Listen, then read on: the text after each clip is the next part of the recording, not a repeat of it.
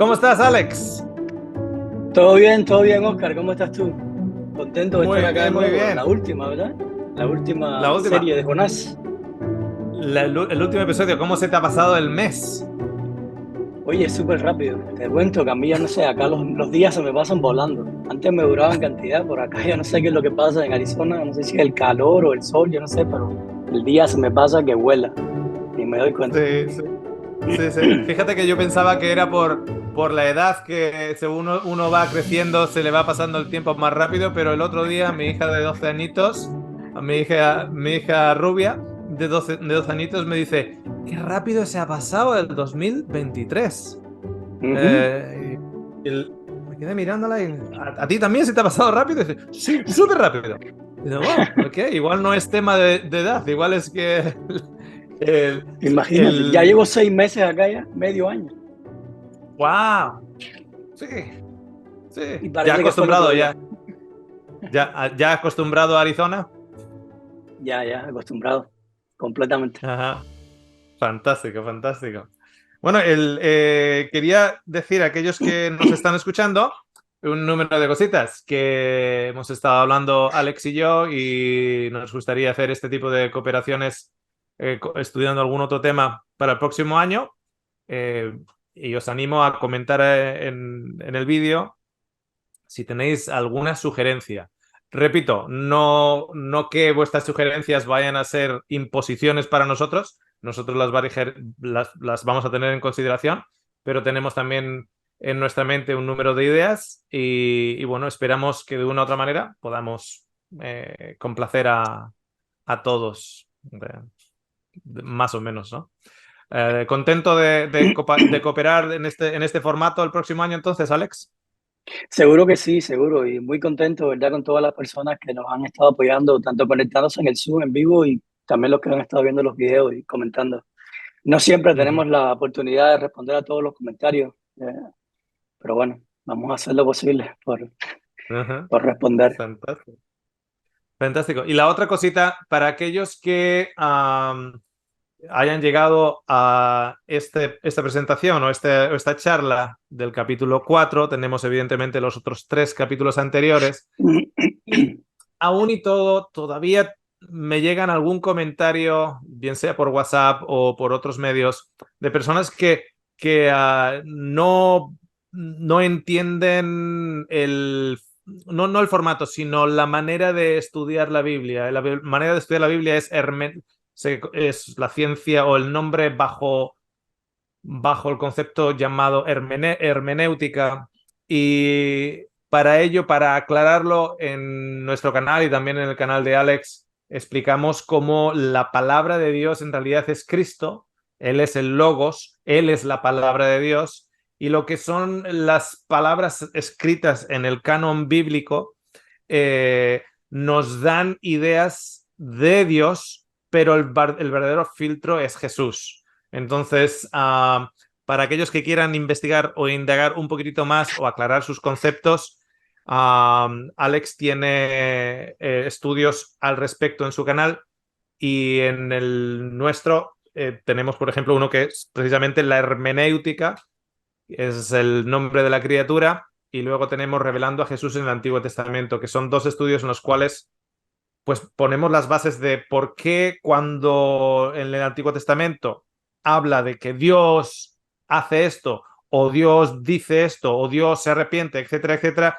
y no lo tomamos literal. Porque hemos estado estudiando el libro de Jonás y ha habido muchísimas cosas que no lo hemos tomado literal, sino hemos extraído conceptos de esas palabras. Entonces, para aclarar, si vienes a estos estudios con la idea de una hermenéutica que se llama texto prueba, o sea, esto es lo que la palabra literal dice y por lo tanto es una prueba de que Dios es así o de que Jonás entendía de esta manera, etcétera, etcétera, pues es otro tipo de hermenéutica, pero no es el tipo de hermenéutica que nosotros estamos usando. ¿Ok? Solo para aclarar. Claro. Eh, Alex, ¿a quién le toca leer el capítulo? Me No toca a mí, recuerdo. me toca a mí. Te toca a ti. Ok, perfecto. Ok, voy a leer el capítulo 4. La versión que voy a leer esta vez es la Reina Valera del 2000. Ujú. Dice. Número 4, pero esto agradó en extremo a Jonás y se enojó. Pero esto desagradó en extremo a Jonás y se enojó y oró al Señor. Señor, ¿no es esto lo que pensé cuando estaba aún en mi tierra? Por eso quise huir a Tarsis, porque sabía que tú eres clemente y piadoso, tardo para enojarte, abundante en amor, que desistes del mal. Ahora pues, Señor, te ruego que me quites la vida, que es mejor la muerte que la vida. Y el Señor le respondió, ¿haces bien en enojarte tanto? Y Jonás salió y acampó al oriente de la ciudad. Se hizo una enramada y se sentó debajo de ella a la sombra hasta ver qué sería de la ciudad. Entonces el Señor preparó una calabacera que creció sobre Jonás, le daba sombra sobre su cabeza y aliviaba su mal. Y Jonás se alegró mucho por la calabacera. Pero al amanecer el día siguiente, Dios envió un gusano que hirió a la calabacera y se secó. Y al salir el sol, Dios envió un recio viento cálido y el sol hirió a Jonás en la cabeza. Y me fui demasiado. Y se desmayaba, deseaba la muerte y pensaba, mejor sería para mí la muerte que la vida. Entonces Dios dijo a Jonás, ¿tanto te enojas por la calabacera? Él respondió, mucho me enojo, hasta la muerte. Y el Señor agregó, tú tuviste lástima de la calabacera en la cual no trabajaste, ni la hiciste crecer, que en el espacio de una noche salió y en el espacio de otra noche pereció. Y Nínive tiene más de 120.000 personas que no disciernen entre su mano derecha y su mano izquierda y muchos animales, y no tendré yo piedad de esta gran ciudad. Final del capítulo, o final del libro, y termina con Y una final del pregunta, y libro. eso termina con una pregunta, y eso ratifica lo que hemos estado hablando en toda la serie de Jonás, que si quieres tomar el libro de Jonás como un relato histórico detallado de la historia, te vas a encontrar un problema porque ningún relato histórico termina con una pregunta. O sea, es obvio que el autor de Jonás no quería relatar históricamente todos los sucesos, detalle por detalle, que habían pasado con el profeta Jonás yendo a la ciudad de Nínive. Él lo que estaba tratando era de pensar una enseñanza, porque por eso termina con una pregunta y deja un final completamente abierto. Es exactamente el Mm. mismo tipo de recurso que usaba Jesús constantemente con las parábolas y que especialmente utilizó con la parábola del hijo pródigo, porque se le llama el hijo pródigo. El libro se llama Jonás como si Jonás fuera, o sea, evidentemente no la autoría, sino en realidad el protagonista o para quien la lección principal está hecha y luego por lo que Jonás también representa. Porque la pregunta con la que acaba es una pregunta para él. En otras palabras, si eres un Es Jonás, este libro es para ti. efectivamente, efectivamente. Fíjate que si vemos aquí en mi Biblia, en la versión del 1960, dice, pero Jonás se apesadumbró. ¿Qué ponía en la tuya? Dime qué El verso primer es. versículo. Versículo Dice, 1. pero esto desagradó en extremo a Jonás y se enojó. Ujú. Desagradó, en este pone apesadumbró, y mucho tiene que ver cómo se le fue la luz. O sea, el concepto es de que se le fue la luz o sea, imaginaros lo siguiente, ¿qué tendrá que ver que se le va la luz? O sea, apaga la bombilla, se le apaga la luz y él se enoja. En el libro, en la epístola de primera de Juan, nos dice que aquel que dice que camina en la luz y odia a su hermano, Ujú, camina en realidad en la oscuridad. O sea, aquí está exacto. este concepto en el cual implica que se le fue la luz a Jonás. ¿Por qué? Porque empieza a enojarse porque en este caso, Ninivet, que nos habla aquí de 120.000 personas que no disciernen entre su mano derecha y su mano izquierda y muchos animales. Uh, está enojado.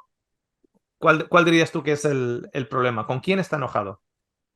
No, está enojado con Dios, evidentemente, y hasta con él mismo. Está enojado hasta con él mismo porque él dice, esta es la razón por la cual yo no quería venir en primer lugar. ¿Me entiendes? O sea, está tratando de justificar sus acciones y eso lo vamos a ver después más adelante. Pero tú decías algo muy importante. Él decía como que se le apagó la luz. Es lo que trata de explicar el autor con las palabras que usa. Y cuando nosotros vamos al capítulo 2, que fue en el otro momento en que Jonás ora, porque hay dos veces nada más en todo el relato que Jonás ora. Y en Ujú. esta vez que Jonás ora en el capítulo 2 también estaba en oscuridad, porque estaba dentro del vientre de un gran pez. O sea, estaba en oscuridad igual. Y es en medio de la oscuridad que Jonás también ora. Y lo que me resulta Mm. interesante es que en estos dos momentos en que Jonás ora, las dos veces es para orar por él mismo o porque pone la atención en él. Nunca pone la atención en las demás personas o nunca se preocupa que su oración sea altruista o para ser ayudar a otras personas o para beneficio de otras personas. Cada vez que ora Jonás es porque él es el centro de la oración y siempre pide o por él o con algo que tiene que ver con él o que lo afecta a él, lo perjudica a él, pero no por otras personas. Él siempre es el centro, ni tan siquiera Dios es el centro de oración, es él. Claro, claro. Fíjate que en la tradición, evidentemente, es una tradición que se ha formado en ciertas líneas del judaísmo. Jonás está identificado con padre y madre y en un contexto histórico, pero lo que voy a decir ahora no está eh, confirmado ni cerciorado, ni muchísimo menos con la realidad histórica, pero sí que en una tradición judaica, hablan de Jonás como aquel niño que Elías resucitó. O sea, Uh -huh, el niño que Elías resucita es ese niño llamado Jonás, que luego se hace el profeta Jonás. Eso es una de las tradiciones, uno de los brazos judíos que en esa historia, en ese afán de poner todo de una manera histórica, pues habría que llamar a, ok, ¿quién es este Jonás? En lugar de ser una figura ficticia que nos da una información como es lo que hemos estado hablando, lo ponen como ese niño que fue resucitado por Elías. Y Elías mismo, fíjate que después de salir, de bajar del Monte Carmelo, de haber asesinado a 450 profetas, o sea, 450 personas habían sido asesinadas o mandado a asesinar por Elías, baja abajo, se va al desierto y en el desierto tiene hambre y quiere también, en mitad del calor, quiere también morir. Quiere también morir. Elías mismo tiene esa misma experiencia en la cual no está preocupándose de los 450 personas que ha mandado matar. Está uh -huh. preocupándose de que estoy aquí con hambre, con el desierto, ahora me persigue Jezabel, etcétera, etcétera, mejor me muere. Se mete en una cueva protegido de la sombra y ahí es cuando viene el viento, viene el terremoto y viene el fuego y curiosamente hay también una clave indicativa de que el concepto que tiene Elías de Dios no es el correcto cuando Dios no está en el viento destructor, cuando Dios no está en el terremoto destructor y cuando Dios no está ni siquiera en el fuego destructor. Y curiosamente, a cierta esquina del judaísmo pone a Jonás como descendiente profético de Elías y acaban prácticamente con el mismo lloro, llanto, prefieren morir porque les está Claro, quemando la calma. y hay dos cosas de esto que estabas hablando. Primero, eso es un patrón, pudiéramos decir, que se ve en las personas que cuando se empiezan a enfocar en religión o en creencias o qué tengo que hacer para yo poder agradar al Dios que sirvo.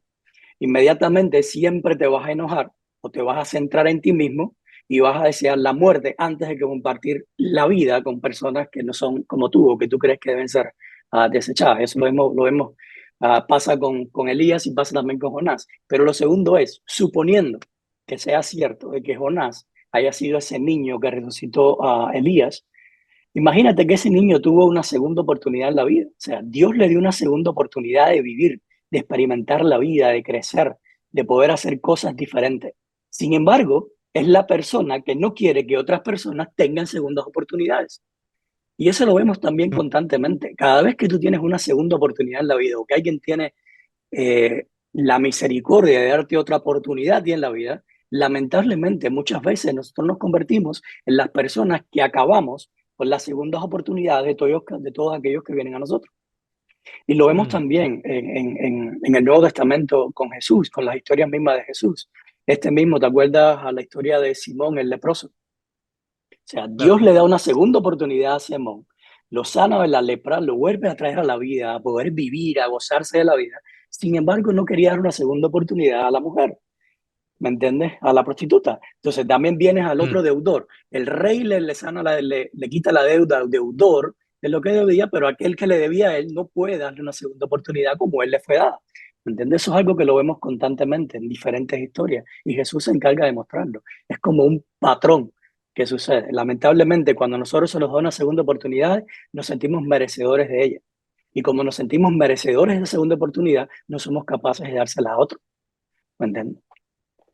claro. Y fíjate que con Simón, la Biblia lo refiere Simón el leproso, dándonos a entender precisamente que es una persona que ha tenido una segunda oportunidad, una limpieza y una reintegración con su comunidad, pero en otro de los evangelios no le llama Simón el leproso, le llama Simón el fariseo. O sea, ya sabemos que ese fariseo era una persona que ha tenido una segunda oportunidad, pero ahora en su fariseísmo no da otra oportunidad a otra persona. Y eso también lo he visto yo a lo largo de los años. Aquellas personas que han estado muy metidas en, podríamos usar la palabra, en la mundandad, Ujú, que han estado en donde no tendrían que estar, podríamos decirlo así, ¿no? Han estado en drogas, han estado en tal, tal, tal, tal. Luego, de repente, tienen un testimonio impresionante y ahora son miembros de alto estima en la iglesia. Y sin embargo, sus estándares ahora están demasiado elevados como para bajar los estándares de ujú. misericordia y bajar los estándares de amor para con aquellos que posiblemente estén en situación como esta persona estaba anteriormente. Es como que se nos olvida de dónde venimos. Se nos olvida como padres que éramos jóvenes, se nos olvida como padres que éramos adolescentes y tratamos a nuestros adolescentes de una manera diferente, cuanto más cuando éramos antes leprosos y luego nos convertimos en fariseos. Exacto, es tremendo. Curioso. Yo he conocido muchísimas personas que tienen a unos testimonios, por así decirlo, que son asombrosos, o sea, de un rescate tremendo de la muerte, por así decirlo, de drogas, de 20.000 cosas. Y de repente llegan al cristianismo y se vuelven personas que lo que hacen es cortarse la cabeza a todo el que está a su alrededor. ¿Entiendes? Se vuelven tan intransigentes que es tremendo cuando debería ser todo lo contrario. O sea, fuiste rescatado de la nada. Por Claro, favor, haz lo mismo. Rescata a personas. claro, claro. El libro de Jonás es un libro que nos acaba con una pregunta, pues es como si nos acaba con el concepto reflectivo y la historia no está acabada, porque en realidad no sabemos que la historia no te dice, no acaba de la siguiente manera. Y Jonás se dio Ujú. cuenta de lo que ocurrió y se le ablandó el corazón y dijo, pero ¿qué estoy haciendo? Eso no lo tenemos. Dejamos, nos deja con ese aspecto reflectivo precisamente por lo que tú comentabas, ¿no? A ver si no vaya a ser que nosotros seamos los Jonases. Y de Exacto. la misma manera hay muchas historias y muchas parábolas que Jesús no acaba. Y una en particular, que es de las más conocidas, es la del hijo pródigo.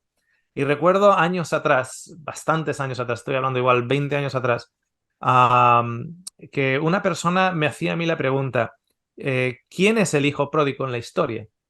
Entonces todo el mundo está pensando aquel que se fue a la ciudad a gastar su dinero en prostitutas, etcétera, etcétera. Y este hombre tenía 20 años atrás, como mínimo. Este hombre tenía la teoría que el hijo pródigo, el hijo que malgasta, en realidad era el hijo mayor. Él era el hijo pródigo, el hijo que se había apartado o que nunca se había acercado. Y es otra historia que no acaba tampoco. Pero tiene muchas similitudes, sobre todo cuando vamos, lo voy a leer aquí porque lo tengo abierto en Lucas 15, um, y hay una palabra aquí que nos junta directamente con Jonás, porque en Jonás, Dios está mostrando ese amor, representando en esa misericordia, en ese abrazo, en ese perdón, etcétera, que es el evangelio manifestado o puesto en práctica. Y como consecuencia o reacción a ello, Jonás se enoja. La historia que se conoce como el hijo pródigo, tienes a este joven, que podría ser Ninivet, el equivalente a Ninivet, que ha malgastado, que ha abusado de la herencia del padre, que ha deshonrado, cuando regresa es aceptado nuevamente con el abrazo del padre como hijo, y nos pone en el versículo 28 que cuando viene el hermano mayor de vuelta, dice, entonces se enojó. Entonces se enojó. O Ujú, sea, se enoja y no quería entrar. Salió, por tanto, su padre y le rogaba que entrase. O sea, su padre le está rogando y de hecho en ese ruego le dice, le dijo al padre, he aquí tantos años, perdón, le dice él al padre, he aquí tantos años te sirvo, no habiéndote desobedecido jamás y nunca me has dado ni un cabrito para gozarme con mis amigos.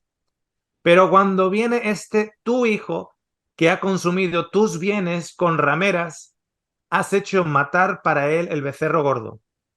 Él entonces le dijo, o el padre le dijo, hijo, tú siempre estás conmigo y todas mis cosas son tuyas, mas era necesario hacer fiesta y regocijarnos porque tu hermano, era muerto y ha revivido, se ha perdido y es hallado. Punto final. Se acaba la parábola.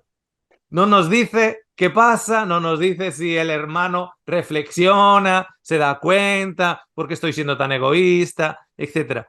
El egoísmo del ser humano está comparado con la beneficencia de Dios, con la benevolencia de Dios. Cuanto más la benevolencia de Dios está expuesta, más el egoísmo humano está expuesto. La felicidad de Jonás recae en la destrucción de otro. La felicidad del hijo mayor recae en la destrucción de su hermano. claro, y es O que sea, en los dos casos es lo mismo. permiso. Jesús no estaba interesado en narrar todos los sucesos de la vida del hermano menor ni del hermano mayor. La parábola no era ni para el hermano menor ni para el hermano mayor, era para los que lo estaban escuchando, Claro, principalmente para los fariseos, que fueron los que le claro. preguntaron. Y lo mismo pasa con el autor de Jonás. La parábola del autor, este libro de este autor, no es, le importa tres pepinos la vida de Jonás. Es lo que le importa es las personas que vamos a leer el libro de Jonás. Es lo que él quiere Ujú, tratar de allegar, las personas que lo van a leer en el futuro, no la historia de Jonás como tal. A él lo que le pasó en la vida de Jonás no le interesa, de hecho, por eso es que no le da final. No dice lo que hizo mm, Jonás, ni en la Biblia te encuentras tampoco nada más sobre Jonás. Tú nunca te vas a mm, encontrar qué pasó como Jonás como profeta en la Biblia después de este suceso con Nínive. No sabemos en lo claro. absoluto, porque no era relevante, no era importante. Lo importante que se escribió de Jonás es para hacernos reflexionar a nosotros sobre cómo actuamos, cómo conocemos a Dios y cómo el Dios que conocemos nos lleva a actuar con las personas que nos rodean. ¿Ya? Mm. Es curioso porque nosotros podemos actuar de una religiosidad en particular y podemos seguir normas religiosas al pie de la letra. Pero como que hay algo, un instinto innato en el ser humano, llámalo un sexto sentido, un séptimo sentido o el número que quieras. Jonás nos dice aquí que por eso me apresuré a huir a Tarsis, porque sabía yo que tú eres Dios clemente y piadoso, tardo en enojarte y de grande misericordia, y que te arrepientes del mal. O sea, Ujú. por mucho que Jonás estuviera predicando de un Dios terrorífico, por mucho que que Jonás estuviera defendiendo el juicio consumidor de un fuego del cielo para contra la gente mala, etcétera, hay algo dentro que va contra la natura puesta por Dios. Como Claro, que después tú le quitas todo eso, toda esa palabrería, esa justificación teológica de que Ninive tendría que ser destruido porque el Señor es justo, al fin y al cabo hay algo en el corazón humano. Yo a veces le llamo el corazón de bebé, porque el corazón de bebé Cuando hablamos de bebé, me refiero a un bebé de 3 días, de 4 días, de 6 días. Ese bebé no tiene odio, no tiene racismo, no tiene nada de eso. De hecho, hace poquito fui recordado de un vídeo que pusieron tiempo atrás, hace mucho. Y en este vídeo había diferentes bebés con diferentes colores de piel y diferentes adornitos. Había un bebé que tenía una bufandita blanca con puntitos negros, la típica bufandita palestina. Había un bebé así, calvito, que tenía una kippah, el gorrito judío atrás. Había otro bebé que tenía diferentes símbolos. Y los bebés estaban ahí sin ningún problema, compartían, se caían, se reían, etcétera, ningún problema. Y luego ponían, digamos, a adultos, la realidad de esos adultos, ¿no? Separación, muros, etcétera. Entonces yo creo que aquí, en este mismo versículo, cuando dice yo sabía eso, es como que el ser humano sabe algo, pero sin embargo, eso que sabe, en el cual es malo querer lo malo de tu enemigo y es bueno amar a tu enemigo, eso es innato en el ser humano, pero está cubierto con religión, está cubierto con la sociedad, está cubierto con vendetas, está cubierto con historias sociológicas sobre ti, la historia familiar sobre ti, etcétera. Si eres siciliano en una particular villa, vas a crecer odiando a los de la Cosa Nostra de la otra villa, o de la otra aldea, etcétera. Eso se aprende. Es como que Claro. aprendemos a ser malos, como nos dice Isaías. Isaías número 1 dice, os cargasteis de pecado.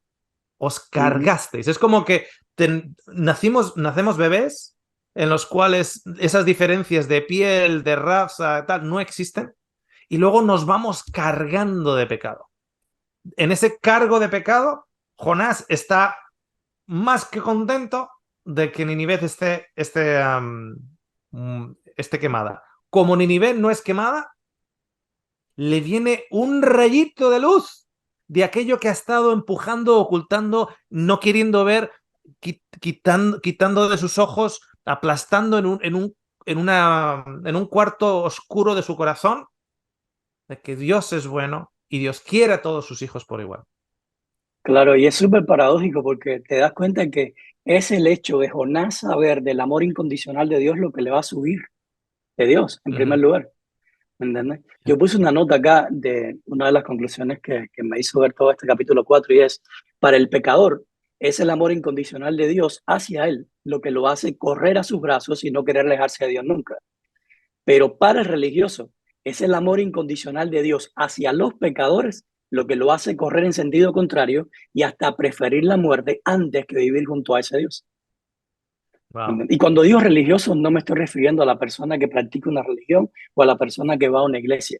Me refiero a la persona que piensa que por lo que hace se merece las cosas, o a la persona que trata de agradar a Dios por las cosas que hace. Juan decía una cosa en sus cartas, y Juan dijo, nosotros amamos porque Dios nos amó primero, ¿me entiendes? En la vida de Mm. Jonás, o en la vida de estas personas que le molesta el amor incondicional de Dios hacia otros por ser pecadores, lo único que están demostrando es que ellos nunca han sentido que Dios los ama a ellos, sino que ellos lo que hacen es que ellos sienten que se merecen lo que Dios hace por ellos por las cosas que ellos hacen. ¿Me entiendes? Ya sea por su bondad, por su obediencia, por su religión, por su postura, no sé, por determinada cosa. ¿Me entiendes? Pero no siente que lo que tienen es producto del amor de Dios, sino producto de que ellos se lo merecen o se lo ganaron. Por eso es que no Mm. pueden o les molesta tanto que Dios sea incondicional en su amor hacia otras personas que son diferentes a ellos. Léenos esa frase nuevamente, Alex, esa frase. Yo puse, para el pecador es el amor incondicional de Dios hacia él lo que lo hace correr a sus brazos y no querer alejarse de Dios nunca.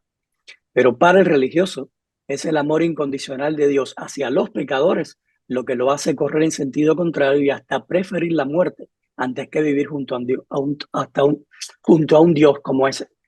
Y yo me he dado, no sé, yo sé que te ha pasado muchísimas veces, porque desde que tú has predicado, desde el momento en que empiezas a hablar de que Dios va a salvar a todas las personas y de que Dios ama a todas las personas por igual, inmediatamente te encuentras con personas que te dicen, yo no quiero un Dios así.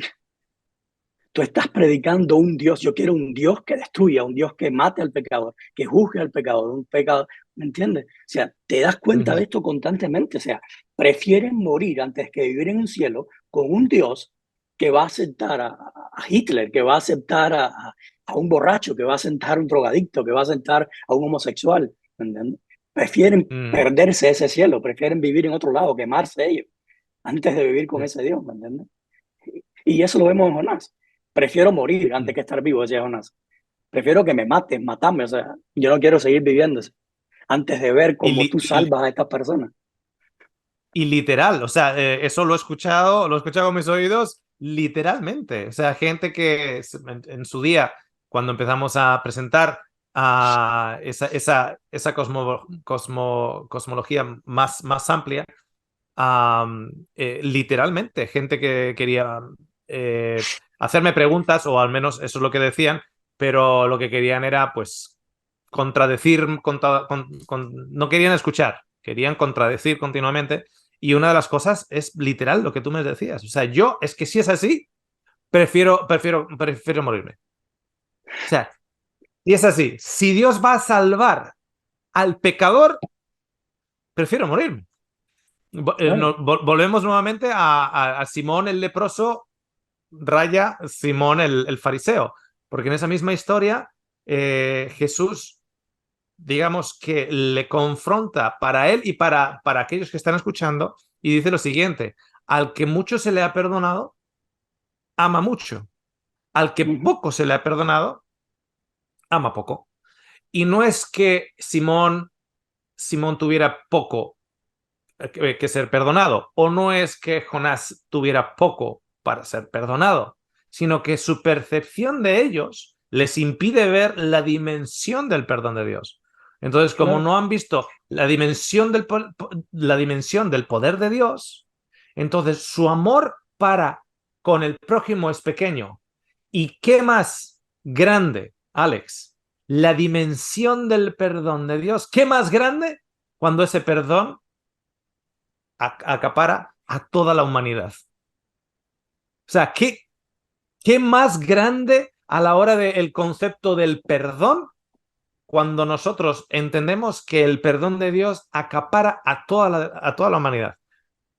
Entonces, en mi caso, en mi experiencia personal, una de las cosas que a mí hicieron el impacto a la hora de mirar al prójimo sin juzgarlo, mirar al prójimo con amor, mirar al enemigo con amor y tratar de caminar en sus zapatos, etcétera. Una de las cosas que cambiaron en mi mente y que en realidad encajaron y fue más fácil, no fácil, fue hasta incluso natural amar al enemigo, fue el hecho de entender que el perdón de Dios cubre al enemigo y el perdón de Dios va a salvar al enemigo. Entonces, automáticamente, aquel que es digno por Dios para ser salvo, por lo tanto, es digno para mí para amarlo. Claro, claro. Y ahora que dices esto, que mencionas de que el perdón de Dios es el que nos salva y todas esas cosas, hubo una pregunta cuando estaba analizando el capítulo 4. Me vino la pregunta, ¿cuál es la razón por la cual Dios no destruía a Nínive? Si nosotros leemos o vamos al capítulo 3 que estudiamos la vez anterior, encontramos una razón. Y es al Uh -huh. final del capítulo 3. Y justo al final del capítulo 4 encontramos otra razón por la cual perdona a Dios.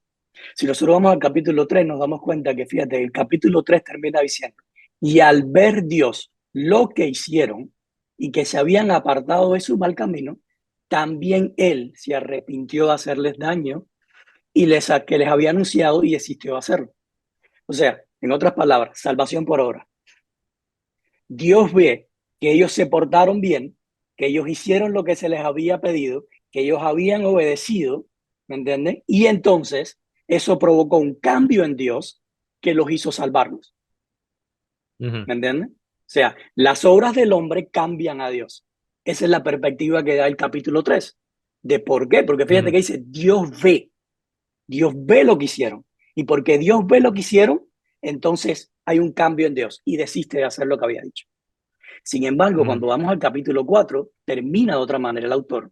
Y el capítulo 4 termina diciendo, Dios diciéndole a Jonás, y yo no habría de tener piedad de Nínive, esa gran ciudad con más de 120,000 habitantes, que no saben distinguir cuál es su mano derecha y cuál es su mano izquierda, y donde hay muchos animales.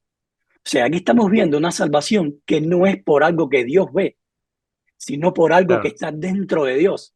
O sea, es algo que se origina en Dios, que está dentro de Él. O sea, es salvación por gracia, salvación por amor. O sea, yo veo a Mm. Nínive y al ver a Nínive me doy cuenta de que son personas inmaduras. Es un niño, Ujú. son niños. No saben distinguir su mano derecha de su mano izquierda. O sea, son bebés. ¿Cómo voy a tener algo en contra de ellos por lo que hacen? Si no saben el daño que están haciendo, no son Son conscientes. las palabras de ¿Me entiendes? Jesús. Las palabras de Jesús, Exacto, son las perdónales palabras de porque no Jesús. saben lo que hacen. Exactamente. Entonces aquí tú ves una salvación por gracia, una salvación que es por amor, por el perdón de Dios, por la misericordia de Dios, y las obras de Dios son las que cambian al hombre, no las obras del Mm. hombre las que cambian a Dios. Entonces es ese acto de perdón de Dios, es ese acto de misericordia de Dios, es ese acto de Dios de no destruirte por lo que tú haces o no darte lo que tú te mereces, según el hombre, lo que te hace cambiar a Mm. ti como persona y luego lo que te hace Mm. madurar o comenzar a distinguir entre tu mano izquierda y tu mano derecha. Ya. Son dos puntos de vista Fíjate, completamente diferentes. fíjate que esta semana tuve un intercambio de mensajes con un teólogo y, y yo sabía por dónde venía y le hice la pregunta, eh, ¿somos salvos por obras o por gracia? Y me dice, por gracia, eso no se discute. Y le digo, "Ah, vale. Y, y si nos perdemos por obras o por gracia. Y me dice, por obras. Ok. Es como que ahí ya no sabía qué hacer. Porque claro, si somos salvos por gracia, significa que no hay nada que tú puedas hacer que añada a tu salvación. Pero Claro, si de repente tú te vas a perder por tus obras, entonces aquello que estás haciendo sí tiene que ver para tu salvación. O sea, se contradijo en sí mismo. Y es mucho de esa luz y sombras, ese evangelio de luz y sombras, yo le llamo el evangelio del yin y el yang. Es el símbolo este del yin y el yang, donde tienes lo blanco por un lado con un puntito negro y lo negro por otro lado con un puntito blanco. Te dicen salvación por gracia, sí. Y de repente, entonces, no, pero te pierdes por tus obras. Entonces estoy fastidiado porque si me pierdo por mis obras y solo me salvo por gracia, entonces estoy en el limbo, estoy en el uh -huh. purgatorio. ¿Dónde me encuentro? Um, ese, lo que acabamos de ver, por ejemplo, en el capítulo 3 y el capítulo 4, porque hay gente que va a decir, bueno, pero es que el capítulo 3 está claro entonces que es por obras, porque por las obras fue que cambiaron a Dios, por obras. Y el capítulo 4 por gracia. ¿Cuál de las dos adoptamos? ¿Cuál de las dos tomamos para nosotros? Está claro que es la de la gracia. ¿Por qué tomamos la de la gracia y no la de las obras? Simplemente porque, por ejemplo, en el libro de Hebreos, capítulo 1, nos dice que de diferentes maneras y de diferentes formas, en el Antiguo Testamento, Dios fue manifestando cosas, pero estaba cubierto de sombras. La única verdadera representación de la gloria de Dios es en Cristo. Por lo tanto, cuando nosotros leemos el libro de Jonás, leemos pedacitos de luz. Entonces nosotros tenemos que ser investigadores de esos pedacitos de luz. No nos damos cuenta que cuando Pablo dice leer todo, tomar lo bueno, también se está refiriendo a este libro. Claro, claro. Pero fíjate que Leer no solo todo, eso. discernir lo bueno de acá, porque no Ajá, todo nos está mostrando luz. Las personas que tenían este libro, el Nuevo Testamento nos dice que estaban en oscuridad porque rechazaron la luz. La luz vino a ellos tenían el libro. La luz viene a ellos y rechazan la luz, se quedan con las tinieblas. Una tiniebla no es oscuridad. Una tiniebla hay algo de luz y hay algo de oscuridad, y por eso estás en tinieblas. Y precisamente lo acabamos de ver manifestado aquí. Nosotros nos quedamos con la gracia, primero porque es la conclusión del libro, y luego, Exacto. y luego al mismo tiempo porque, aunque no fuera la conclusión del libro, tenemos que filtrarlo todo por Jesús. ¿En qué Y, manera encaja esto con Jesús? y eso mismo te iba a decir, que hasta el mismo autor del libro de Jonás se encarga, o sea, él hace la gracia por encima de las obras del hombre. Y te das cuenta precisamente por el hecho de que es la última pregunta, la que habla sobre el amor de Dios, la gracia de Dios, lo que él lo hace como una pregunta para reflexionar. En lo otro no. Ujú, En lo otro él está tomando la posición que es natural, la posición que es común en el hombre. ¿Me entiendes? La posición de las obras, y yo me lo merezco porque yo hice lo bueno. ¿Me entiendes? Pero en la ujú, otra es donde él está tratando de llevar a las personas a la reflexión, porque por eso termina con la otra. Termina con Dios ujú, reflexionando, haciéndonos pensar, ¿por qué yo voy a destruir a alguien simplemente porque no haga lo mismo que tú, o porque piense diferente a ti, o porque esté haciendo pecado, cuando yo lo amo a él por su esencia? O sea, nosotros como padres, yo como padre no amo a mis hijos por las cosas que ellos hacen, yo los amo porque son mis hijos, punto. ¿Me entiendes? O ujú. sea, lo que ellos hacen no van a quitar nada de mi amor hacia ellos. Me pueden Mm. enojar a mí en algún momento, me pueden decepcionar, o sea, en algún momento alguna acción que ellos tengan por mi humanidad y todo eso, pero no me quita el amor por ellos. ¿Me entiendes? O sea, si nosotros somos salvos por gracia, entonces las obras no pueden quitarnos ese amor o la salvación, porque entonces seríamos Sí. salvos por obra. Eso es lo más ridículo del mundo. O sea, o soy salvo por obra o soy salvo por gracia. Punto. Y si soy salvo por gracia, entonces las obras no me pueden quitar mi salvación. No me la pueden Ujú, quitar porque entonces nunca fui salvo por gracia en primer lugar. ¿Me entiendes? sí. Ahora, Y, hay otra cosa y, acá. y, y, y- Sí, ajá. dime, Dale, dime, dale. dime, dime, ¿qué ibas a decir? No, No, no, dale. el debate, ese mismo debate que se extiende, por ejemplo, al concepto de gracia y obras o gracia y ley. ¿No? Cuando hablas mucho de la gracia, te dirán, no, pero que no se te olvide la ley, que no se te olvide la ley. Voy a ser muy, muy claro en lo que voy a decir ahora. Um, Hay gente a día de hoy que estudia la Biblia y descifra las diferentes conexiones con las cabalas, que es como un área o una línea gnosticista de conocimiento secreto detrás de cada texto, etcétera, etcétera. O estudia, por ejemplo, raíces históricas del judaísmo para poder entender mejor el texto, etcétera. Todo eso está muy, muy bien como nivel educativo y yo soy muy pro educativo. Aprende de cuanto puedas y enriquece tu mente y mantén tu mente activa, etc. Ahora, tenemos que ser muy claros. Los que más saben de este libro, y me estoy refiriendo mayormente a donde está el libro de Jonás excluyendo el Nuevo Testamento, principalmente, los que más saben son los judíos.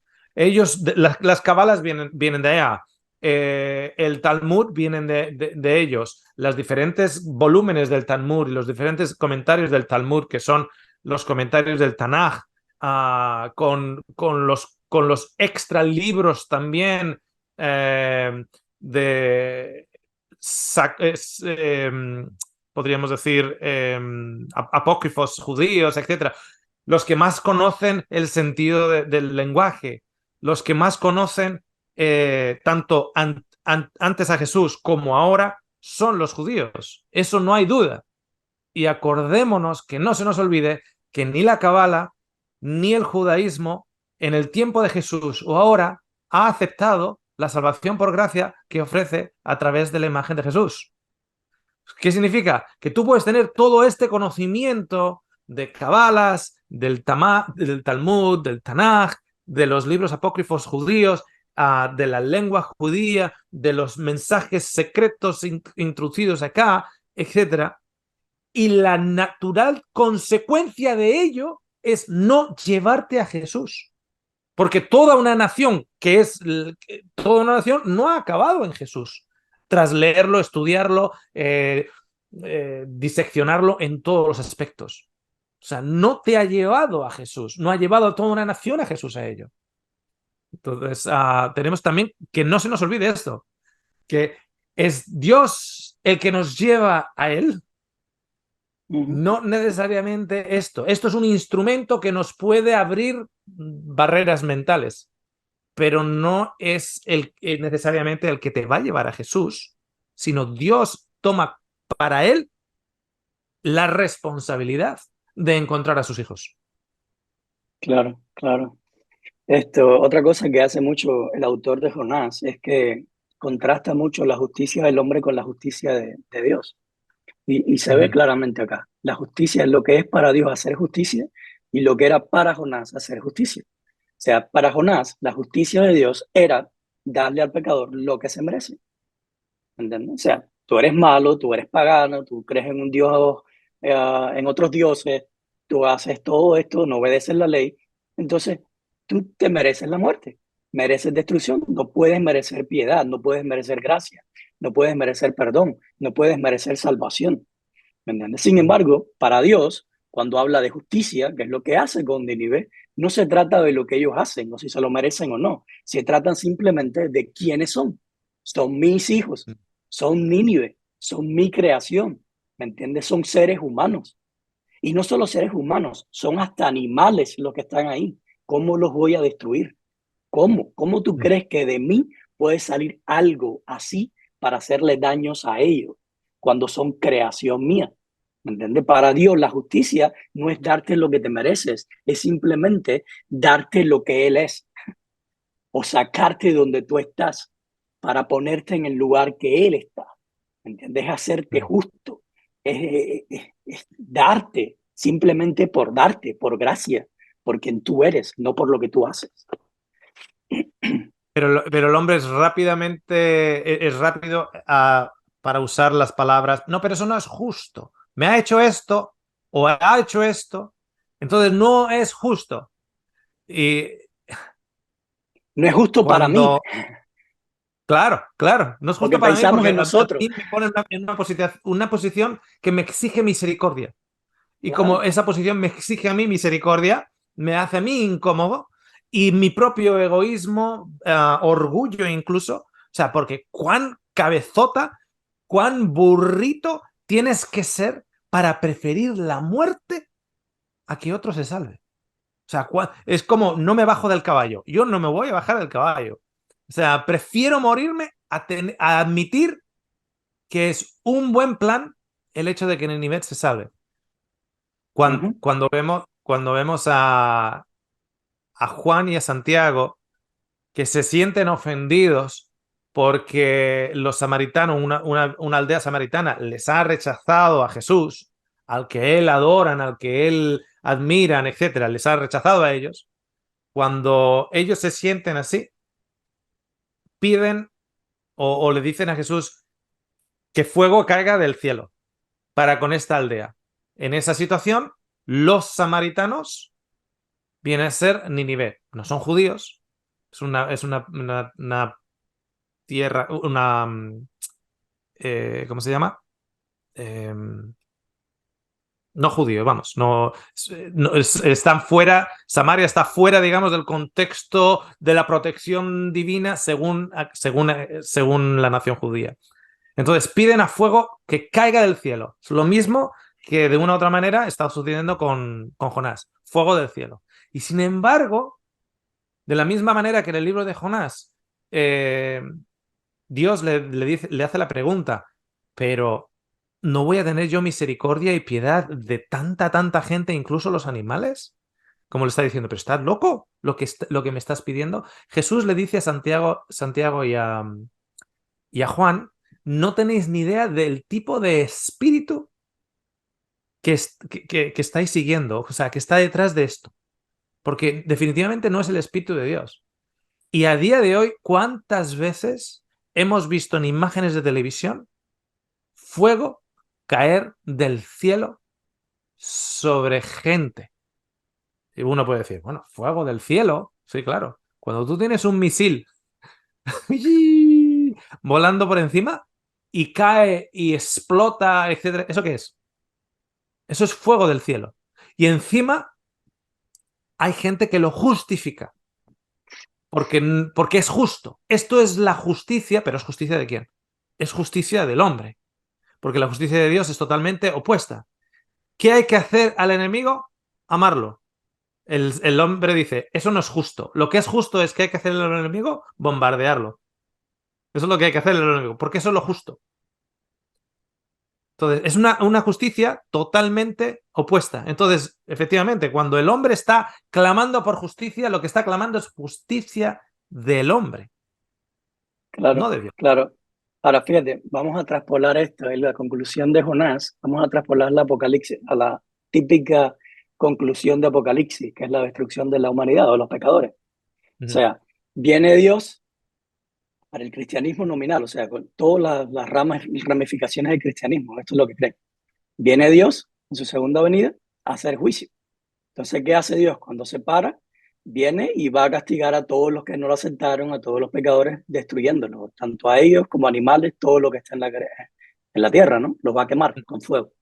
Ujú. Entonces ahora tomas el libro de Jonás y llévalo a ese momento final y te vas a imaginar a Jesús o a Dios diciendo, pero ven acá, ¿no te das cuenta de cuántas miles de personas hay en esta tierra, que son más de 120.000?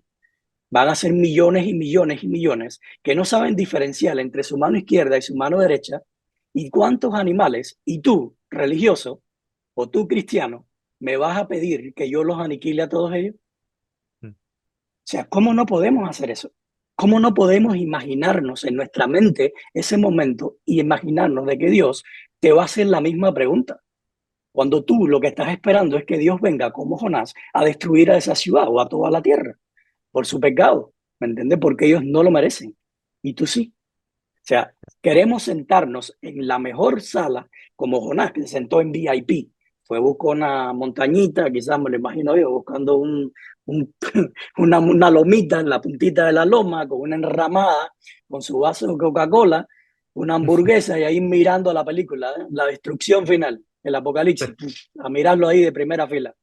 Y entonces, o sea, nosotros en el cristianismo, todo el cristianismo, quiere hacer exactamente lo mismo que Jonás. O sea, está esperando que llegue el día final, el día del juicio, el día de la venida de Jesús, para hacer exactamente lo mismo que Jonás. Sentarse en la mejor fila, con la Coca-Cola, con la ramita dentro de la ciudad, vestido de ropitas blancas, mirando entonces la destrucción de todos los impíos, por amor de Dios. Claro, O sea, y claro. no están esperando que Dios le pregunte lo mismo. Es irracional, es increíble cómo no podemos pensar en eso. Le faltan las palomitas de maíz. Las palomitas de maíz Exacto, o los exacto. pochoclos, como se llaman en otros lugares. Fíjate que ese pequeño enramada es muy parecido al tipo de enramada que se hace en el día de los tabernáculos. O sea, el día que es la última fiesta judía. La última fiesta judía es precisamente una enramada representando que estamos, digamos, a punto de ser trasladados al verdadero templo de Dios. Entonces se hacen estas enramadas, que es el día de los tabernacles o el día de los tabernáculos, o en español lo llaman de otra manera, no recuerdo ahora cómo es, de Fiesta de el las día de las cabañas. cabañas, ¿ok? El día de las cabañas prácticamente es eso, es una enramada,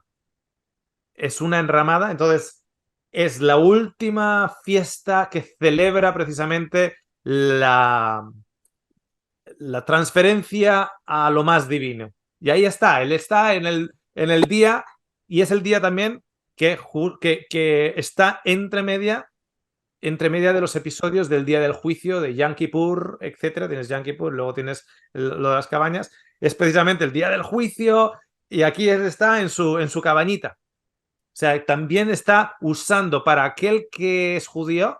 Dice, ahí va, qué Ujú. curioso, ¿no? Día del juicio, tiempo de las cabañas. Él ha estado en las cabañas y yo no creo que tampoco que sea casualidad, como nos va dejando perlas aquí y allá, o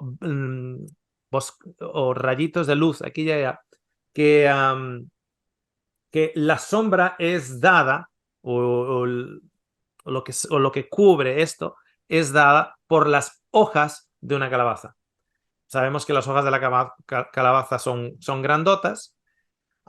Y cuando vemos que esa enramada, esa cabaña, donde él está a lo alto, además se alzó,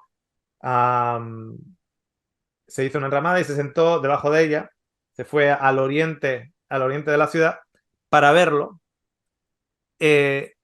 Esas hojas en la simbología bíblica vemos la primera hojita con Adán y Eva. No era de calabaza la hojita, era de higuera. ¿Pero era para qué? Para cubrir su propia desnudez. Era para cubrir su propia desnudez. Y esa desnudez que se cubre con esos trapos, o en este caso, hojas de inmundicia. Porque en realidad la persona está desnuda, pero da la impresión como que está vestida. Al mismo tiempo que son hojas que cubren la desnudez o que cubren la falta de justicia divina en ese ser humano, eh, representa también las obras, representa, y al mismo tiempo, fíjate que le da sombra, o sea, le está ocultando el sol. O sea, en su orgullo no tiene la luz del sol, está todavía, una vez que se pone ahí abajito, todavía más la representación de que está en sombras. Está en sombras y está cubierto de hojas que son hojas de una justicia propia. Yo soy mejor que el otro, eso es una justicia propia. Y eso se representa en el Antiguo Testamento con vestidura de hojas. La justicia propia para cubrir tu propia desnudez. Claro. Es que la justicia humana está basada en el egocentrismo, o sea, somos egocentristas, pensamos en nosotros. Entonces, cuando Claro, le damos a las personas lo que se merecen, estamos pensando en lo que nos hicieron, ojo por ojo, diente por diente. Tú me claro, sacaste un ojo, yo te saco el ojo. claro, ¿Entiendes? Entonces, la justicia de Dios es completamente diferente porque Dios no es egocéntrico, Dios no piensa en su bienestar. Es lo que dice Pablo. El amor ah, todo lo da, todo lo espera, todo lo entrega, todo lo soporta. ¿Entiendes? No está claro, pensando en él mismo, no es egoísta, no es jactancioso. Entonces Dios no piensa en sí mismo, Dios no es egocéntrico. Por lo tanto, la justicia de Dios se basa en beneficiar a otro, no en beneficiarse a él mismo. ¿Me claro. entiendes? Entonces es restituir al otro, es hacerle el bien al otro. Es por eso que cuando Jesús habla en el Sermón del Monte, que se conoce como el Sermón del Monte, que no es ni sermón ni el monte, como dice Miguel Ángel, me acuerdo mucho. Cada vez que escucho eso me acuerdo del doctor Miguel Ángel, que siempre dice lo mismo. Esto, pero Jesús decía, si, para que seas como tu Padre que está en los cielos, o sea, ama a tus enemigos, ama al que te bendice, dale, ora por quien te maldice, que no sé todas esas cosas, para que seas como tu Padre que está en los cielos. Porque ese es el punto, o sea, Dios lo que hace es dar, es beneficiar al otro, es restituir al otro, es trabajar en favor del otro, en beneficio del otro, no del mismo. Y cuando hacemos eso, somos como nuestro Padre. Claro. Fíjate que cuando yo doy de acuerdo a lo que el otro se merece, estamos haciendo una transacción en la cual no hay misericordia. Si yo estoy vendiendo algo y yo ofrezco y yo te pido $20 por este producto que yo estoy vendiendo y tú me das los $20, um, tú no estás manifestando ningún tipo de gracia, o yo no estoy manifestando ningún tipo de gracia, yo estoy haciendo una transacción basado en la valía de lo que yo te estoy dando y lo que tú me estás pagando. Si tú me vas a ofrecer 15, yo te digo no, porque esto no es lo que yo merezco. Yo merezco 20 por este producto, entonces o tú me das 20 o no te lo doy nada. Entonces, Ujú. si alguien ha hecho algo en contra mía o en contra de mi pueblo, como es el caso, por ejemplo, que la implicación que tiene Nínive, que hizo mucho en contra de Israel, esa implicación que está, digamos, paralelo al texto. Entonces, lo que ellos se merecen, lo justo en esa transacción es destrucción, porque si ellos han destruido, lo que ellos se merecen es destrucción. Por lo tanto, desde ese punto de vista, están siendo repagados con lo que ellos se merecen. En el libro de Romanos nos dice que el pago del pecado es la muerte. O sea, lo que el pecado te paga es muerte. Cuando en estos momentos Jonás está tratando o esperando o deseando, y si fuera por él apretaría el botón rojo de misil, es repagar el pecado de Nínive. Entonces, como Nínive cometió un pecado, ahora el pecado paga nuevamente a Nínive con muerte, porque la paga del pecado es muerte. Por lo tanto, en ese mismo instante, a Jonás se le descualifica de las puertas celestiales por una sencilla razón, porque tú no puedes entrar en las puertas celestiales con pecado. ¿O de qué manera entonces Jonás está con pecado? Muy simple, porque él está pagando como si él fuera pecado a Nínive con muerte, porque quien paga con muerte es el pecado. Y en este momento, la manifestación, la personificación del pecado es Jonás. Jonás se ha convertido en el pecado hecho, en el pecado encarnado es Jonás. ¿Por qué? Porque Jonás desea la muerte de Nínive y es precisamente con muerte como paga el pecado. Para nosotros ser la encarnación de Dios, tenemos que seguir leyendo el texto en Romanos y dice, pero el regalo de Dios es Ujú. vida, vida eterna. Claro, Entonces, claro. cada vez, esto me gustaría que aquellos que nos están escuchando lo asimilen como lo he estado asimilando yo por los últimos años. Cuando yo, de una u otra manera, justifico que es lo justo, que es el pago justo para otra persona, que esa persona perezca, que esa persona muera en los fuegos en el fuego del infierno, muera donde sea. Cuando yo lo justifico, en otras palabras, esto es el pago justo para esta persona, estoy en ese momento encarnando en mí el pecado. Claro, claro, estoy haciendo el mismo trabajo que hace el pecado, darle muerte como paga a las Ujú, personas.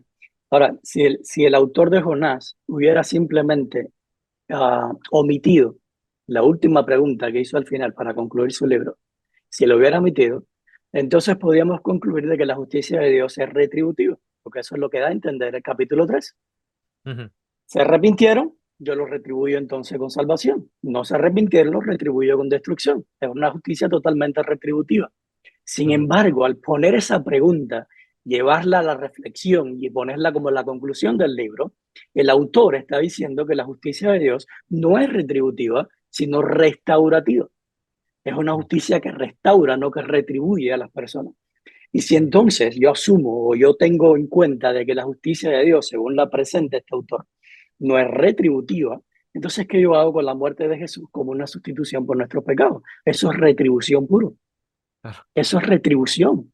O sea, si yo pongo a Jesucristo como el que tuvo que morir para que yo fuera sano, o que Dios tuvo que castigar en Cristo mis pecados para entonces yo poder tener vida, es una justicia completamente retributiva. Exactamente la misma manera en que pensaba Jonás. Y es exactamente lo mismo que tú estabas describiendo de Romanos. Es hacer el trabajo del pecado. O sea, Dios haría el trabajo del pecado, exacto, retribuirnos con muerte o por exacto. nuestras obras. ¿Me entiendes? Exacto. Y de, Entonces, de ahí que, de ahí que, mira, justamente esta semana a esta persona teóloga que estaba intercambiando textos, precisamente le comentaba eso con relación a esa muerte de Jesús, que no es retributiva. Porque yo le decía lo siguiente, si las personas alrededor de Jesús, todas ellas, tanto fariseos como escribas de la ley, como el común y corriente, como Caifás, como Herodes o Pilatos, hubiesen entendido precisamente el amor de Dios, ¿quién se hubiese atrevido o a quién le hubiese salido matar a Jesús? A nadie. A nadie le hubiese salido matar a Jesús. ¿Por qué? Porque yo quiero para el otro lo que quiero para mí y yo no quiero para mí una crucificación en una cruz. Entonces, claro. como yo, si hubiesen aceptado ello, entonces yo le hacía la pregunta, porque precisamente esta persona tenía esta condición retributiva, que es justicia de obras, justicia de hombres, no justicia divina, esta condición retributiva. Entonces yo le hacía la pregunta, entonces, si nadie hubiese matado a Jesús, ¿cómo entonces nosotros somos salvos? Me dice, no, entonces no seríamos salvos, me dice. No seríamos salvos. Le digo, entonces, ¿tu Salvador es Jesús o dependes de Judas? ¿Tu Salvador es Jesús o dependes de un corazón corrupto para que un corazón corrupto como Judas, un corazón corrupto como Caifás, un corazón corrupto como Herodes o corrupto como el de Pilatos existan para que te puedan matar al Salvador, para que en esa teología retributiva tú puedas ser salvo? Y me dicen, no, pero sí. Porque Claro, si ellos serían los justo héroes del cristianismo. los héroes del cristianismo, entonces, en esa retribución, es Judas, Pilatos, Herodes y Caifás. Claro, eso no se puede decir, pero en realidad es lo que están diciendo. No lo dicen, pero tú puedes decir que no es Jesús, es Jesús, es Jesús, es Jesús. Pero si tú crees en una retribución, que tú le tienes que dar a Dios una retribución para que Él te salve, que no te salve porque Él es bueno, que no te salve porque Él es misericordioso, que no te salva porque tú eres su hijo y te va a salvar, que no te salva porque Él te ha creado para salvación, no para perdición, sino que te salva porque le tienes que pagar una factura, o bien tú o bien otro. Entonces lo que estás diciendo es que Jesús no es el héroe, sino precisamente los traidores. Exactamente, exactamente. Es que de hecho, bueno, no voy a hablar de lo que pasó en el pasado, pero esto, cuando nosotros vemos, por ejemplo, si tomamos el santuario como el ejemplo del plan de salvación, entonces Judas hizo exactamente lo que fue dicho que tenía que hacer, sacrificar al cordero. Claro. Caifás hizo exactamente lo que tenía que hacer, sacrificar al cordero. Pilato y Herodes hicieron exactamente lo que tenían que hacer, sacrificar al cordero. ¿Me entiendes? Ellos hicieron lo que tenían que hacer en el plan de salvación, si es que tomamos el santuario como el modelo del plan de salvación de Dios. ¿Me entiendes? Y si ellos no se salvan, entonces el que verdaderamente se está sacrificando es el que terminó no salvándose, que serían ellos. O sea, de, Exactamente, de locos, de locos. Entonces él me preguntaba, exactamente. entonces ¿cómo somos salvos? Le digo, De hecho, disculpa que te interrumpa, si eh, fue Satanás el que mató a Jesús o el que incitó para matar a Jesús, entonces Satanás también estaba haciendo lo que tenía que haber hecho, que era claro, sacrificar al cordero. claro, Entonces, claro. Es que cuando empiezas a tirar del hilo, te das cuenta que esa salvación retributiva no tiene nada de gracia. Y no gracia de risa, sino que no tiene nada de la gracia, de la misericordia o del regalo de amor de Dios. No tiene nada. Entonces él me decía, entonces, ¿cómo somos salvos? Y yo le digo, somos salvos por Jesús. Y dice, entonces la cruz, ¿cómo la cruz manifiesta ese amor de salvación? Le digo, claro, muy sencillo. Dios no nos salva porque matamos a su hijo. Dios nos salva a pesar de que matamos a su hijo. Y como nos salva a pesar de que nos matamos a su hijo, que es, digamos, la ilustración o la manifestación que Dios nos da para que nosotros como humanos podamos entender lo que significa que un padre perdone a una persona que le ha matado al hijo. Ahí nos damos cuenta que el perdón de Dios es innato en Dios. Porque no hay nada que tú le puedas hacer a Dios, ni siquiera matarle al hijo, claro, y Él no te claro, perdona. Por eso en la cruz es la mayor manifestación del amor de Dios. No porque retributivamente Jesús está pagando una factura por la humanidad, sino porque le hemos matado al hijo y Él todavía nos está perdonando. Porque en Él, en esa cruz se demuestra que Dios es amor. No se hace amor o no te da perdón porque tú le pagas o porque Jesús le paga. exacto, exactamente. Oye, hay otra cosa, no sé si te diste cuenta, pero acá en la oración de Jonás, la oración de Jonás en el capítulo 4 es una réplica modificada, por así decirlo, de las palabras de Moisés, o lo que dice Moisés en su encuentro cuando le pide a Dios que le muestre su gloria, ¿te acuerdas? En Ah, Éxodo, sí, sí. en Éxodo 34:6, dice, fíjate, pero fíjate el cambio que hace Jonás, o el autor acá que le atribuye a Jonás. Cuando Jonás habla, en Jonás 4:2 dice, así que oró al Señor de esta manera, dice, oh Señor, no era esto lo que yo hacía, lo que yo decía cuando todavía estaba en mi tierra. Por eso me anticipé a huir a Tarsis, pues sabía, pues dice, pues bien sabía que tú eres un Dios misericordioso, compasivo, lento para la ira, lleno de amor, y ahora escucha lo que dice, que cambias de parecer y no destruyes. Otras versiones dicen que tú te arrepientes del mal, pero cuando nosotros vamos al original, o sea, a la fórmula original, que se da en el Éxodo, esto es lo que dice la fórmula del Éxodo, dice, el Señor Dios compasivo y misericordioso, lento para la ira y grande en amor, y ahora dice, y fidelidad. Otras versiones dicen, y verdad. Ujú, Y las dos palabras son completamente diferentes. La que utiliza Jonás y la que utiliza acá en el Éxodo, la que se utiliza en el Éxodo. La que se utiliza en el Éxodo, la palabra en hebreo es emet, que tiene que ver con ser seguro, confiable, verdadero, fiel, incluso tener fe, porque fidelidad viene de fe, de la ujú, palabra fe.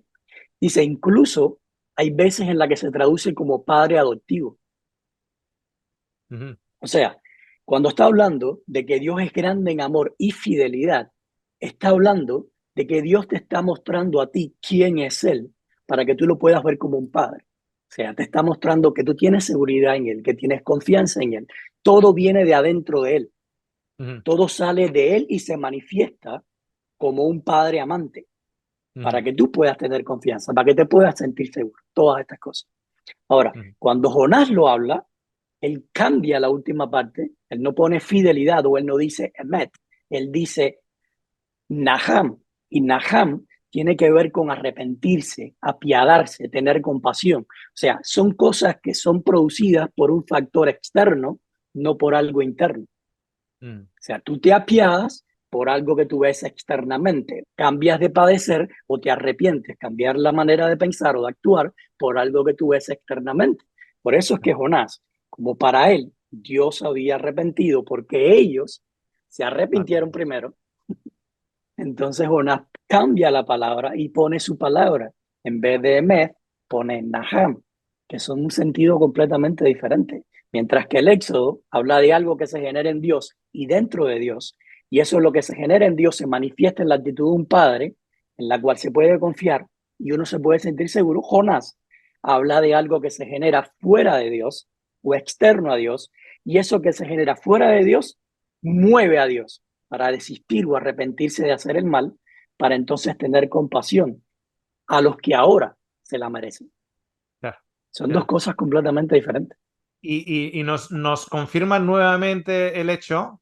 Estoy mirando la hora aquí, Alex. Vamos a dar en un segundito paso a los que han estado ahí escuchando en vivo para si tienen preguntas y respuestas. Solo concluir con esto, poner el puntito a esto que has comentado, con lo que se manifiesta que esa frase de Dios hizo al hombre a su imagen y a semejanza no es necesariamente lo que vemos en muchas de las descripciones de Dios que encontramos en la Biblia. Vemos al hombre haciendo a Dios Uh -huh.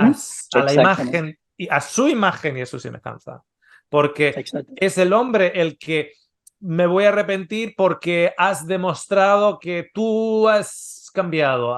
Me voy a arrepentir o te voy a perdonar porque te veo en ti que realmente lo has interiorizado y te he visto cuatro lágrimas. Entonces, como te he visto que realmente... O sea, no me pides perdón riendo, pídeme perdón llorando, porque si me pides perdón riendo, no voy a cambiar yo. Entonces, forman a Dios a su imagen y a su semejanza. Y es lo que tenemos que ver también muchas veces cuando leemos la Biblia. Esto es algo que se asemeja a el hombre al hombre haciendo su imagen un Dios, o es Dios manifestado en Cristo, esas luces, esos rayos de luz, mostrándonos su innato amor, innata misericordia e innata perdón. Y sin entrar ya en esto vamos a dar paso, pero cuando hablamos de innato perdón, sin querer abrir una caja de Pandora, si el perdón de Dios es innato, y yo creo que el perdón de Dios es innato, el perdón de Dios estaba ahí, el perdón de Dios estaba ahí antes del pecado. ¿Por qué? Porque es innato, no es una evolución. Dios no evoluciona, no va cambiando. Entonces, si el perdón, Dios es perdón, el perdón estaba antes del pecado.